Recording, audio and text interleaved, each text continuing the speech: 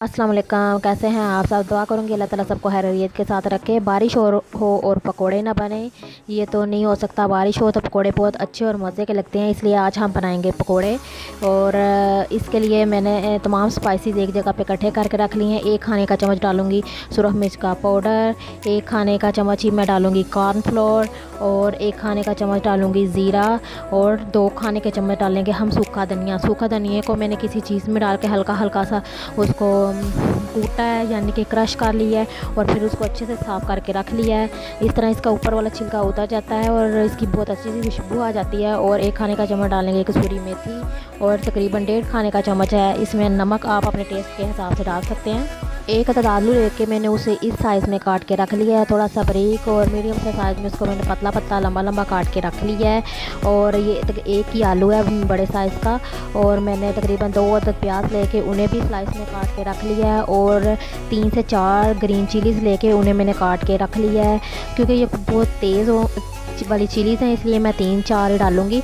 और आप अपने टेस्ट के हिसाब से, अगर आपको ज़्यादा तीखा खाना है तो आप ज़्यादा मिर्चें भी डाल सकते हैं। मैंने एक बड़ा सा बर्तन लिया, उसमें मैंने 2 कप बेसन और तमाम स्पाइसेस और 1 मुट्ठी पालक, ये बारीक कटा हुआ पालक है, और ये 1 मुट्ठी मैंने पालक की डाली है, और 1 मुट्ठी भर के ये तकरीबन ऐसे मैंने पालक की डाली है, बारीक कटा हुआ पालक है।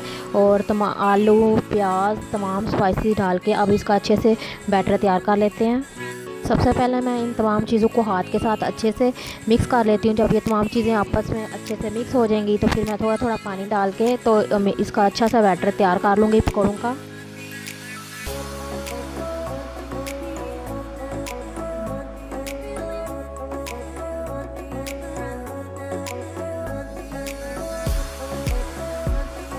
पकौड़ों का बैटर तैयार हो गया, मैं इसे एक अलग से बोल में निकाल के रख लूँगी।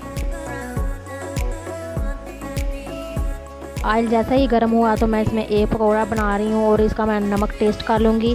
तो मैंने जैसे ही पकौड़ा बना तो मैंने टेस्ट किया तो इसका नमक थोड़ा कम था, तो मैंने इसमें नमक हाफ़ स्पून और ऐड किया, और इसको अच्छे से मिक्स करके अब हम पकौड़ों को फ्राई करने के लिए पैन में डाल देंगे। मैं 1 स्पून भर भर के डाल रही हूँ, और अगर आप हाथ के साथ डालना चाहें तो आप हाथ के साथ भी डाल सकते। पकौड़े फ्राई होने के लिए डाल दिए हैं, अब मैं इसको पकने दूंगी। जब एक साइड से अच्छी से पक जाएंगे और तो फिर मैं इसकी साइड चेंज करूंगी।